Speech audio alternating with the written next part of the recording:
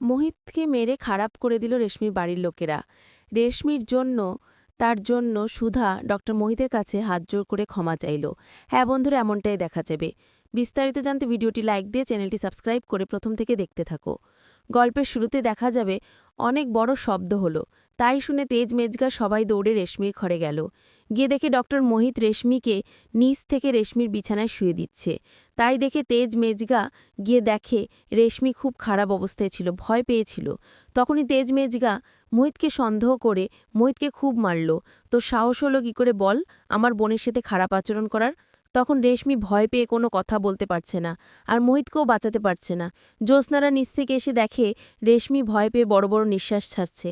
জ্যোৎস্না বলে, রেশমি, মোহিত মার খাচ্ছে কিন্তু ওদের সাথে কথা বলার চেষ্টা করছি, কিন্তু তেজ মেজগা কোনোভাবে কথা শুনছে না, মোহিতকে মেরেই যাচ্ছে।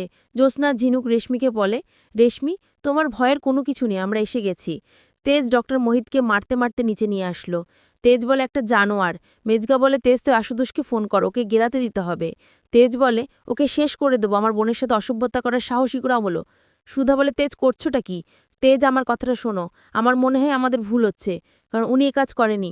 তেজ বলে, আমাদের ভুল হচ্ছে না সুধা, তোমার কি আমার কথা বিশ্বাস হচ্ছে না? চোখের সামনে দেখলাম আমার বোনের সাথে মিসবিহেভ করতে। এই বলে ডক্টর মোহিতকে আরও মারতে থাকে। মোহিত বলে, আমি আপনার বোনের সাথে কোনো খারাপ কাজ করি না, আমি হাত জোর করে বলছি। তেজ বলে, তুমি আমার বোনের সাথে খারাপ কাজ করেছো? একটা খারাপ ইতর অমানুষ, তুমি ডাক্তার হওয়ার যোগ্য না, বুঝতে পেরেছ?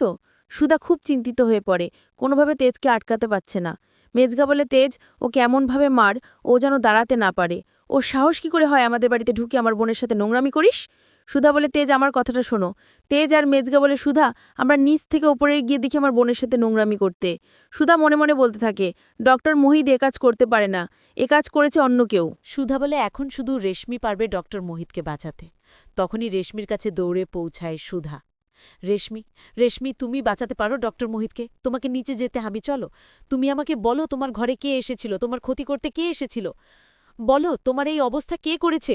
তুমি বলো রেশমি, তুমি যদি চুপ করে থাকো তাহলে একজন নির্দোষ মানুষ, নিরীহ মানুষ শাস্তি পেয়ে যাবে। তাকে বাঁচাতে হলে তোমাকে সবাইকে বলতেই হবে, তোমাকে যেতেই হবে, উঠো, যেতেই হবে। তেজ ডক্টর মোহিতকে মারতে থাকে। বল, তোর বলতেই হবে আমার বোনের সাথে নোংরামি করলি কেন? ডক্টর মোহিত বলে, আমি কিছু করিনি, কিন্তু কোনোভাবেই কথা শুনবে না। তখনই সুধা এসে বলে, তোমরা দাঁড়াও দাঁড়াও প্লিজ, তেজ। মেজগা সমুদ্র সবাই অবাক হয়ে তাকিয়ে রইল রেশমির দিকে। সুধা বলে, তেজ, প্লিজ আমার কথাটা শোনো, তোমরা শান্ত হও। আজ সত্যিটা রেশমি নিজেই বলবে, ওর সাথে জবরদস্তি কে করেছে? তেজ সুধার হাত ধরে বলে, তুমি রেশমিকে নিচে নিয়ে আসলে কেন? যা দেখার আমি নিজে দেখেছি, ওর কাছ থেকে শোনার কিছু নেই আমার। সুধা বলে, তেজ, তোমরা যা দেখেছ সেটা ভুলও হতে পারে, এবং যার সঙ্গে এই ঘটনাটা ঘটেছে সে কখনো ভুল বলতে পারে না, ওর কথাটা শোনার চেষ্টা করো। তাই সত্যিটা রেশমি বলবে। কি হলো রেশমি, তুমি সবার সামনে বলো সত্যিটা, চুপ করে থেকো না, বলো। তেজ বলে, রেশমি, তুই ঠিক আছিস তো? তোর শরীরটা ঠিক আছে তো? তুই ভয় পাইস না। সমুদ্র বলে, দাদাভাই, ওর তো ভয়ে হাত পা কাঁপছে। মেজরা বলে, সুধা, আমি একটা জিনিস বুঝতে পারছি না, তুমি এই অবস্থায় রেশমিকে এখানে নিয়ে আসলি কেন, এই বজ্জাতকে বাঁচানোর জন্য? তেজ বলে, সুধা, তুমি এরকম করছো কেন? তোমাকে বলছি তো, বারণ করছি তো, তুমি নিয়ে যাও এখান থেকে রেশমিকে। আমি বলছি তো, ওর যা ব্যবস্থা করার আমি করব। ঠাম্মি বলে, সুধা যখন এতবার করে বলছে, তাহলে একবার রেশমির থেকে শুনে নাও ব্যাপারটা কি। তেজ বলে, না ঠাম্মি, দরকার নেই। এই ডক্টর মোহিতকে আমি রেশমির সঙ্গে যে অবস্থায় দেখেছি, তারপর আমার কোনো কিছু শোনার দরকার নেই। সুধা বলে, দেখো তেজ, এই মানুষটাকে ভুল বোঝার আগে সবটা ভালো করে জেনে নাও। মেজগা বলে, আরে কিসের ভুল বোঝাবুঝি? সুধামা একটা কথা বলতো, কেন ছেলেটাকে বাঁচানোর চেষ্টা করছো? সুধা বলে, কারণ আমার মনে হচ্ছে ডক্টর মোহিত নির্দোষ। মেজগা, আমি কাউকে বাঁচাচ্ছি না, আমি সত্যিটা সবার সামনে আনার চেষ্টা করছি। ঝিনুক বলে, দিদি, শ্বশুরমশায়ের জামাইবাবু যখন বলছে ডক্টর মোহিতকে রেশমির উপরে জোর করতে দেখেছে, তখন তুই ওদের কথাটা শুন না। তেজ বলে, ও না শুনলে আমার কিছু আসে যায় না, কারণ আমি কারো কথা শুনব না, মোহিতের বাচ্চাকে আমি লকআপে ঢোকাবই। এই বলে আবারও মোহিতকে মারতে থাকে তেজ।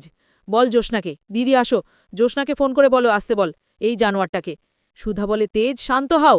তেজ বলে, আমার বোনের গায়ে হাত দেবার বার করছি সুধা। রেশমিকে বলে, রেশমি, তুমি চুপ করে থাকবে, সত্যিটা বলো, ডক্টর মোহিতের এই অবস্থা দেখেও তুমি চুপ করে থাকবে? ওনাকে এইভাবে মার খেতে দেখবে? উনি তো তোমাকে সুষ্ঠ করতে এসেছিলেন, তুমি সেটা ভালো করেই জানো, উনি তোমার কোনো ক্ষতি করতে পারেন না।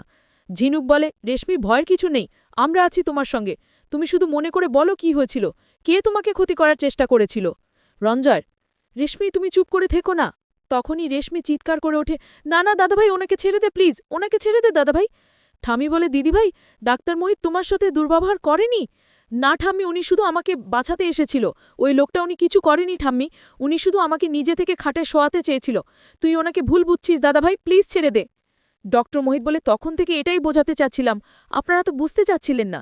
রেশমির ঘরে কেউ গিয়েছিল, ওখানে সে তার বেঁধে রেখেছিল। আমি খাবার নিয়ে যখন রেশমির ঘরে যাচ্ছিলাম তখন দেখলাম ওই তারটাকে। মনে হয়েছে ইচ্ছে করে কেউ তারটা বেঁধে রেখেছে যাতে কেউ উপরে যেতে গেলে পড়ে যায়। কিন্তু কেউ এই কাজটা করবে কেন? তেজ বলে, ওয়েটার কে ছিল?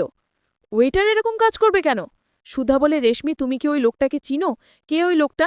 রেশমি বলে, গলাটা আর চোখটা আমার খুব চেনা লাগছিল, মনে হয়েছিল যে রঞ্জয় মতো। সমুদ্র বলে, রেশমি তো শরীরটা খারাপ লাগছে। সুধা বলে, ঝিনুক রেশমিকে ঘরে নিয়ে যা। সমুদ্র, ডক্টর মোহিতকে ওঠাও আস্তে আস্তে। উঠুন ডক্টর মোহিত। ডক্টর মোহিতের কাছে হাত জোর করে ক্ষমা চাইল সমুদ্র আর সুধা। আসুন এদিকে আসুন, আমার সাথে আসুন। সুধা ডক্টর মোহিতকে বলে, আপনার কাছে ক্ষমা চাওয়ারও যোগ্য আমরা নই। আপনি যা শাস্তি দিবেন তাই মাথা পেতে নিব, প্লিজ আপনি না বলবেন না। সুধা আশুতোষকে বলে, এই যে সেই তার মানে ডক্টর মোহিত যা বলেছে সবটাই সত্যি। উনি এইটারে হুচুট খেয়েছিলেন। তারপর রেশমির গলার আওয়াজ পান। ঘরে গিয়ে দেখেন ওই ওয়েটারটা রেশমিকে খুন করতে চাইছে। আশুতোষ বলে, একজন সাধারণ ওয়েটার রেশমির সাথে একাজ করবে কেন? তার তো কোনো দরকার নেই। তাহলে কি ছদ্মবেশে অন্য কেউ? সুধা বলে, রণজয় নয় তো। রণজয় ছদ্মবেশ ধরে ওয়েটার সেজে রেশমির জন্মদিনে গিয়েছিল, আবার সেখান থেকে এসে ড্রেস পাল্টিয়ে জেলখানার ড্রেস পরে জেলখানাতে ঢুকে পড়ল। রণজয় হাতে একটা বালতি নিয়ে ভেতরে যাচ্ছিল। তখনই জেলখানার একজন মহিলা বলে, এই দাঁড়াও, এই সময় তুমি এখানে কেন? তোমার ডিউটিতে শেষ হয়ে গেছে।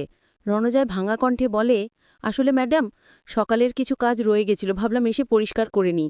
কনস্টেবল বলে, বাহ, এত ভালো লোক, রাতের বেলা কাজ করতে হচ্ছে। আরেকটা কনস্টেবল বলে, দাঁড়াও একতেছি। তখনই আশুতোষের কল আসে কনস্টেবলের কাছে। কনস্টেবলকে জিজ্ঞাসা করে, রণজয় কি লকআপে আছে? কনস্টেবল বলে, হ্যাঁ, সারাদিন বেডে শুয়েছিল। রণজয় খুব ভয় পেতে থাকে। সুধা রেশমিকে বলে, তোমার দাদাভাইরা ডক্টর মোহিতকে এত মেরেছে, উনি বিছানা থেকে উঠে দাঁড়াতে পাচ্ছেন না। রেশমি বলে, উনি কেন আমাকে বাঁচাতে এলেন? আমার জন্য উনার এত বড় ক্ষতি হয়ে গেল। সুধা বলে, প্লিজ রেশমি, এর জন্য নিজেকে দোষারোপ করো না। ভগবানের অশেষ কৃপা, উনি ঠিক সময় তোমার কাছে চলে এসেছিলেন, তোমাকে বাঁচালেন। তা না হলে ওই লোকটা যে তোমার সাথে কি করত। তখনই রেশমি আবার ভয় পেয়ে যায়।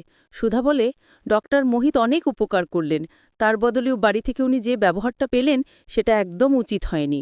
রেশমি, আমি জানো সবাইকে বারণ করছিলাম, আমার কথা কেউ শুনতে চাচ্ছিল না। আমি তেজকে মেজকে বারণ করছিলাম, আমি কতবার ওদের বোঝানোর চেষ্টা করছিলাম, ওরা আমার কথা কিছুতেই শুনছিল না।